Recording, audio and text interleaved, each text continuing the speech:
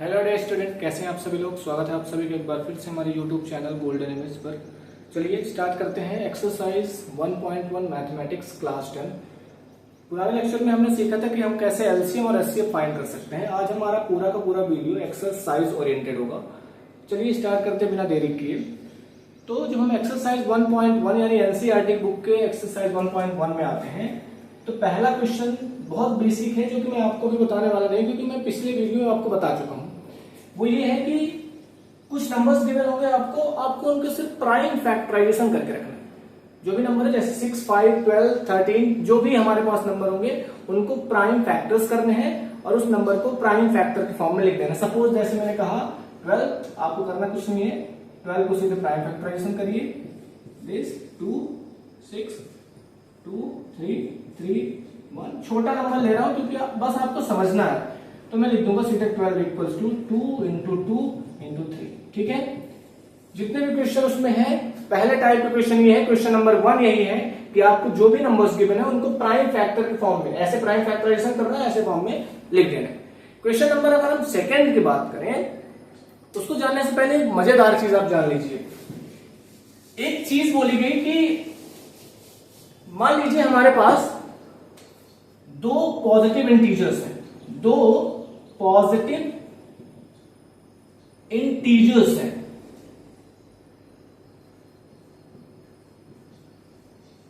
दो positive integers ए और B दो नंबर्स हैं जो कि पॉजिटिव इंटीजर हैं। इनका मैं एलसीएम निकालूं। मैं एलसीएम निकालूं किसका? ए और बी का एलसीएम भी निकालूं, और मैं एचसीएफ निकालूं किसका? ए और बी का एचसीएफ भी निकालूं। तो इन्होंने बताया कि अगर आप एलसीएम और एचसीएफ जो आपने फाइंड किया है उनको मल्टीप्लाई कर दो, और चाहे आप नंबर्स को मल्टीप्लाई कर दो, जिन भी नंबर्स का आप निकाल रहे थे, ये हमेशा इक्वल आएगा। यानी multiplication of LCM and HCF of that LCM and HCF of given numbers and the product of the numbers are equal to each other, दोनों के इक्वल होंगे। तो जो आपके एक्सरसाइज का सेकेंड क्वेश्चन है वो इसी पर बेस्ड है। तो अगर मैं बात करूं कि इसको मैं टाइप वाइज पढ़ने की कोशिश करता हूं। पहले टाइप में आपने ये सीखा कि कैसे हम प्राइम फैक्टराइजेशन कर सकते हैं। दूसरे टाइप में यानी क्वेश्चन नंबर सेकंड को मैं अगर टाइप 2 मानूं तो टाइप 2 बोल रहा है कि पहले प्राइम फैक्टराइजेशन मेथड का यूज करके एलसीएम और एचसीएफ फाइंड करिए एंड इसके बाद वेरीफाई करिए कि क्या जो भी एलसीएम और एचसीएफ आए हैं उनका प्रोडक्ट और जो नंबर्स गिवन है उनका प्रोडक्ट सेम है कि नहीं। छोटे नंबर्स लेकर के एग्जांपल लेकर समझाता हूं। जैसे मैंने आपके बुक का एक क्वेश्चन लिया, वो था 26 और 91, ये दो नंबर्स हैं। 91 ये दो नंबर हैं, इनके एचसीएम भी फाइंड करने हैं, एलसीएम भी फाइंड करना है, और फिर हमें वेरीफाई भी करना है। तो चलिए फाइंड करते हैं। 26 प्राइम फैक्टराइजेशन मेथड, तो 2, 13 खुद में prime number 1, 91 prime factorization method. सबसे पहले तो ये हमारा होगा 7, 13 खुद से 1। Okay, so 26 equals to 2 into 13, ये तो मैंने आपको पिछली वीडियो में ही सिखा दिया है। 91 equals to 7 into 13। Okay, into 1 we can, because नीचे दोनों में 1 भी आ रहा है, ये आप लिख सकते हो। सो एलसीएम क्या हुआ? लीस्ट कॉमन मल्टीपल, जो कि दोनों में हो। ये हुआ, ये दोनों में लीस्ट पहला पेयर बना तो ये 13 हुआ। ठीक है भैया, फिर 2 भी लेना, पर जो पेयर नहीं बनना है उनको भी लेते हैं, तो 2 इंटू 7 भी लेना होता है। ठीक है ना, तो 2 7 जा 14, 13 इंटू 14, 14 3 जा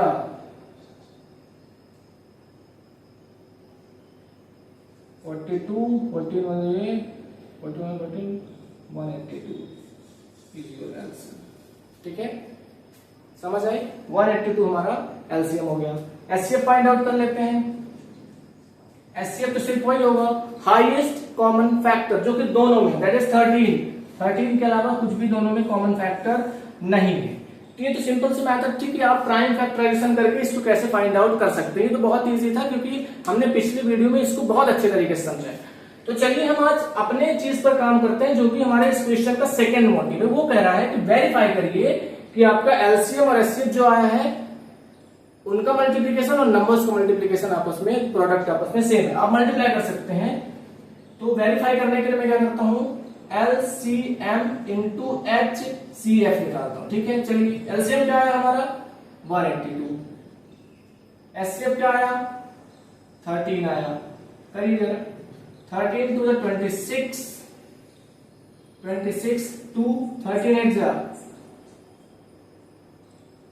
104, 106 हो गया। 106 का आपने सिर्फ 6 लिया, 10 इधर कैरी, 13 1 13 और 10 23, 2366 हमारा एलसीएम और एचसीएफ का मल्टीप्लीकेशन आया। ठीक है, और हम ऑल्सो ए इंटू बी करने की कोशिश करते हैं। चलिए क्या है हमारा 91 इंटू 26, राइट। कर लीजिए एक जगह आप मल्टीप्लीकेशन, 91 इंटू 26, 6 1 6, 6 9 54, 2 1 2, 2 9 18, 6 6 3 2 2 3 6 6, ये भी आया हमारा 2 3 6 6। आपको दोनों में एक चीज दिख रही होगी, क्या दिख रही है, एलसीएम इंटू एचसीएफ जो हमने करके किया वही आ रहा है, ए इंटू बी वेरीफाइड। सारे के सारे क्वेश्चन नंबर सेकंड में आपको यही चीजें करनी है कि आपको एलसीएम निकालना है, आपको एचसीएफ निकालना है, जो गिवन नंबर्स होंगे उनको आपस में मल्टीप्लाई करना है, एलसीएम और एचसीएफ को भी मल्टीप्लाई करना है, और आपको वेरीफाई कर लेना है कि क्या आपका आंसर सही आ रहा है कि नहीं आ रहा है। ठीक है, चलिए इसको मैं हटा देता हूं। ऐसे बहुत सारे क्वेश्चन आपको मिलेंगे, आपको उसमें डरने की जरूरत नहीं है। आपको अपने बेसिक पर टिके रहना है, जो कि हमारा है prime factorization method. Prime factorization करके आपको एलसीएम और एचसीएफ फाइंड आउट करना है। ठीक है, चलिए बात करते हैं क्वेश्चन नंबर थर्ड, जो कि फिर से मैं आपको नहीं बताने वाला, क्योंकि क्वेश्चन नंबर थर्ड में क्वेश्चन सीधे सीधे बोल रहा है कि find the LCM and HCF by using the prime factorization method. इसके बारे में हमने डिटेल में पिछली वीडियो आपको दिया है, उसको आप अच्छे तरीके से देखिए ताकि आपको पूरा कॉन्सेप्ट क्लियर हो जाए। तो चलिए अब हम बात करते हैं हमारे बुक के क्वेश्चन नंबर 4 क्या कहता है। क्वेश्चन नंबर 4 को मैं टाइप नंबर 3 ले लेता हूं, टाइप नंबर 3। मैं आपको जल्दी से थोड़ा पहले ये बता दूं इस टाइप का मतलब क्या है, ये टाइप आपको सिखाना क्या चाहते हैं। इसके बाद आपका एनसीईआरटी में जो क्वेश्चन है उसको उठा करके उसको सॉल्व करते हैं। हमारा क्वेश्चन कुछ ऐसे रहेगा कि हमारे पास एलसीएम गिवन होगा, हमारे पास एचसीएफ गिवन होगा, एचसीएफ गिवन होगा, कुछ गिवन होगा, हमारे पास कोई एक नंबर भी गिवन होगा, हमारे पास दूसरा नंबर वो हमसे पूछ देगा, पहला टाइप ये कर देगा इसमें, इसी में करेगा वो आपको। इस बार ना उसने एलसीएम को ही हटा दिया, उसको पूछ दिया, आपको एचसीएफ गिवन था, ठीक है, आपको नंबर ए गिवन था, आपको नंबर बी गिवन था, और आपको इस बार उसने एलसीएम पूछ लिया। या फिर अगली बार क्या करेगा वो एचसीएफ को पूछ लेगा आपसे, एलसीएम दे देगा, ए दे देगा, बी दे देगा, और आपसे एचसीएफ को पूछ लेगा। कुछ ऐसे ही क्वेश्चन आए, क्योंकि बोर्ड एग्जाम आपका होने वाला है, आप बोर्ड एग्जाम में ये डिपेंडेंट नहीं रह सकते, क्योंकि आपके बुक का क्वेश्चन है, तो आपको टाइप समझना बहुत जरूरी है। अब मैं आपकी बुक का एग्जांपल ले लेता हूं, आपको बता देता हूं कि बुक का क्वेश्चन क्या है, और उसके हिसाब से आपको सॉल्व करना है। एक क्वेश्चन बता देता हूं, जैसे आप 4th नंबर क्वेश्चन देखेंगे तो बोल रहा है कि एचसीएफ हमारा जो गिवन है वो है 306 एंड 657। ये दो नंबर्स हैं, ए और बी का एचसीएफ हमारे पास जो है वो है 9। क्या है हमारे पास 9 है। इनका एलसीएम भी गिवन हमारे पास, नो एलसीएम नहीं गिवन है। इसका 306 और 657 का एलसीएम हमसे पूछ रहा है, ठीक है। आप यहां पर वो सोच रहे हो भैया ये नंबर ए और नंबर बी कहां है, तो आपको बता दूं ये नंबर ए है, ये नंबर बी है, दोनों में सेम है, देखो, ठीक। तो चलिए हम इसको जल्दी सॉल्व करने की कोशिश करते हैं, ठीक है ना। क्वेश्चन हमारा ये है, आप फॉर्मूला लगाइए, LCM into HCF equals to A into B होता है। वैल्यू पुट करो जल्दी से। एचसीएफ गिवन है 9, ठीक है। एलसीएम कुछ भी नहीं गिवन तो हम एलसीएम को ही ऐसे लिख के रखेंगे, आप चाहो तो आप एक्स मान सकते हो, ठीक है ना। आप क्या करिए, आप ए की वैल्यू 306, बी की वैल्यू 657, ठीक, आप क्या करो, एलसीएम को इधर ही रहने दो, 306 इंटू 657 अपॉन में करिए 9, कट कीजिए, 9 3 27 एंड 3 3 9 4 36। आप 34 इंटू 657 नॉर्मली मल्टीप्लाई करेंगे, जो भी मल्टीप्लीकेशन के बाद आपका आएगा वही आपका एलसीएम यहां पर मिल गया। ठीक है, देखिए हमने कितना बेसिक यूज किया। हमारा ये फॉर्मूला मैंने पहले ही बता दिया, इस फॉर्मूले को उठाया, जो जो वैल्यू हमारे पास गिवन थी उन वैल्यूज को रखा और हमने सीधे जो नहीं गिवन थे वो फाइंड आउट कर लिया। यही है बच्चों क्वेश्चन नंबर 4। वो आपको इन्हीं टाइप में घुमाता रहेगा, एक चीज को हटा देगा दूसरी चीज पूछेगा। समझ आई बात? यही है क्वेश्चन नंबर 4 और इसके अलावा कुछ नहीं आने वाला इसमें। ठीक है, चलिए अब आगे बढ़ते हैं क्वेश्चन नंबर 5 की तरफ, जो कि बहुत इंपॉर्टेंट क्वेश्चन है। मेरे नजरिए से वो बहुत ज्यादा इंपॉर्टेंट क्वेश्चन है और उस क्वेश्चन को भी मैं एक अलग से टाइप में रख सकता हूं। क्वेश्चन नंबर 5 कहता है कि ऐसा क्वेश्चन आपके बुक में एग्जाम्पल का भी एक क्वेश्चन, ठीक है ना, और क्वेश्चन नंबर 5 में भी एक ऐसा क्वेश्चन आया है। वो बोल रहा है, मैं बोल देता हूं कि क्वेश्चन नंबर 5 है बट हमारा टाइप नंबर 4 है। टाइप नंबर क्या है? 4। आप टाइप वाइज पढ़ते जाइए, चीजें याद करते जाइए। ठीक है, टाइप नंबर 4 ये है कि आपसे वो कहेगा कि 4 raise to the power n, जो भी गिवन होगा, n की वैल्यू हमें नहीं पता, क्या इसके जो भी मल्टीपल्स आएंगे, है ना, क्या उसमें 0 आएगा कि नहीं आएगा, इसकी यूनिट डिजिट 0 आएगी कि नहीं आएगी। उसने कहा 6 raise to the power n, जो भी नंबर्स आएंगे क्या वो 0 से खत्म होगा कि नहीं आएगा, मतलब यूनिट डिजिट 0 आएगी कि नहीं आएगी। फिर उसने कहा 7 raise to the power n, क्या इस नंबर को सॉल्व करने के बाद n की जगह आप 1 2 3 4 5 6 7 8 कुछ भी रखिए, क्या इसको सॉल्व करने के बाद यूनिट डिजिट 0 आएगी कि नहीं, या फिर ये नंबर 0 से एंड होगा कि नहीं। कुछ ऐसे क्वेश्चन ये पूछेगा आपसे, या फिर उसने पूछ दिया 10 raise to the power n। Understood? चलिए इन तरह के क्वेश्चन को लेकर के चलते हैं और मैं एनसीईआरटी के क्वेश्चन उठा रहा हूं। ठीक है ना, क्वेश्चन नंबर 5 वो पूछ रहा है कि वेरीफाई करिए 6 raise to the power n, n की वैल्यू कुछ भी आप रख लो, क्या वो कभी 0 से एंड होगा कि नहीं होगा। ये बहुत अच्छा एग्जाम ओरिएंटेड क्वेश्चन है। ध्यान से सुनो इसमें होता क्या है। आपको एक चीज बहुत बेसिक कॉन्सेप्ट याद रखना है। वो बेसिक कॉन्सेप्ट ये है कि कभी भी किसी नंबर की यूनिट डिजिट आने के लिए जरूरी है उसकी पावर, मुझे नहीं मालूम क्या लगी है, लेकिन वो नंबर क्या है, वो नंबर है 6, उसको फैक्टर करने पर 2 और 5 के पेयर बन रहे हैं कि नहीं। अगर 2 और 5 के पेयर बन रहे हैं, जितने 2 और 5 के पेयर बनेंगे उतने 0 आ सकते हैं, अगर नहीं बन रहे हैं तो जीरोस नहीं आ सकते हैं। आप देखो जरा, मैं यहां पर 6 को फैक्टराइज करता हूं, हमेशा 3 इंटू 2 आएगा। 2 तो है यहां पर, 2 तो है लेकिन 5 नहीं है। मैंने कहा 2 और 5 का पेयर आना चाहिए, तो फिर आप इसकी पावर n था और चाहे इसकी पावर n लगा लो, नंबर ऑफ 0 नहीं आ सकते कभी, उसकी यूनिट डिजिट में कभी नंबर ऑफ जीरोस नहीं आ सकते। और एग्जांपल ले लो ना, आपको मैंने कहा 4 raise to the power n, तुरंत 4 इसको मैं वो फैक्टराइज करूं, 4 को मैं लिख सकता हूं 2 इंटू 2, बाहर से होल पावर n लगा लो ना। मैंने कहा ना नंबर के अंदर जो नंबर है उसका फैक्टर करने पर क्या हमारे पास 2 और 5 के पेयर बन रहे हैं कि नहीं बन रहे हैं। आप बोलोगे भैया यहां पर तो नहीं दिख रहा है, तो मैं बोलूंगा कि दुनिया में n की वैल्यू 1 रखो, 2 रखो, 3 रखो, 4 रखो, 100 रखो, 1000 रखो, कुछ भी रख लो आप, यूनिट डिजिट कभी 0 नहीं आने वाली है।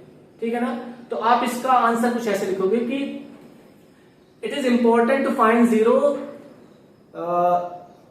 in the factor of the given number, the pair of 5 and 2 is important because there is no pair of 5 and 2, so the number will never end with 0. Number कभी भी 0 के साथ एंड नहीं हो सकता।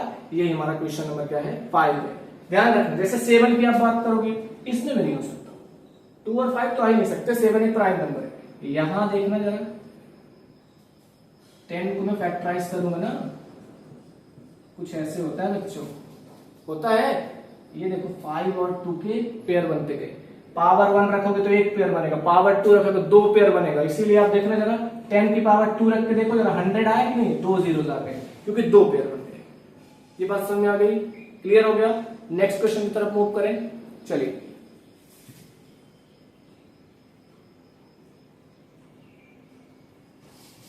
चलिए